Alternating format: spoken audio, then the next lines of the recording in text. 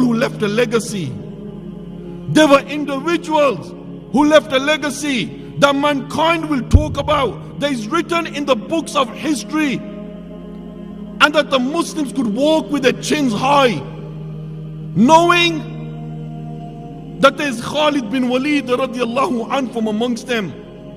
Just one narration comes to mind, just to refresh your memory of the caliber of this man, that come the battle of Mu'tah. The Muslims are 3,000, the enemies are 200,000. The first in command is Zayd bin Haritha radiallahu anhu. He's on the battlefield. The enemy is 200,000. They see him, they charge towards him, they overpower him, they strike him, and he drops to the ground. The second in command is Ja'far radiallahu anhu.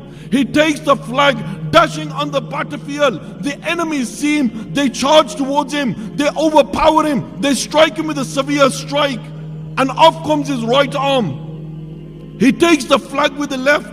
The enemies see him, they charge towards him, they overpower him, they strike him with a severe strike, and off comes his left arm. He hugs the flag must not drop.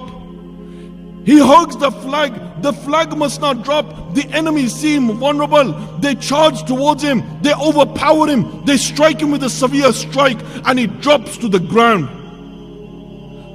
And the third in command, he takes the lead, Abdullah bin Rawaha. He takes the flag, the enemies see him, they charge towards him, they overpower him, they strike him with a severe strike, and he drops to the ground. There is confusion on the battlefield. Who is to lead the army of?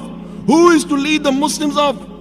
Khalid bin Waleed, the general, the commander, the conqueror, the ruler. He takes the flag, dashing on the battlefield. The enemies see him, they charge towards him, they try to overpower him, they strike him, Allahu Akbar. But this is Khalid bin Waleed. He takes the first sword, he strikes, it breaks. He takes the second sword, he strikes, it breaks. He takes the third sword, he strikes, it breaks. He takes the fourth sword, he strikes, it breaks. He takes the fifth, the sixth, the seventh, the eighth, the ninth sword, smashing the enemies, pushing the enemy back, and the Muslims retreat.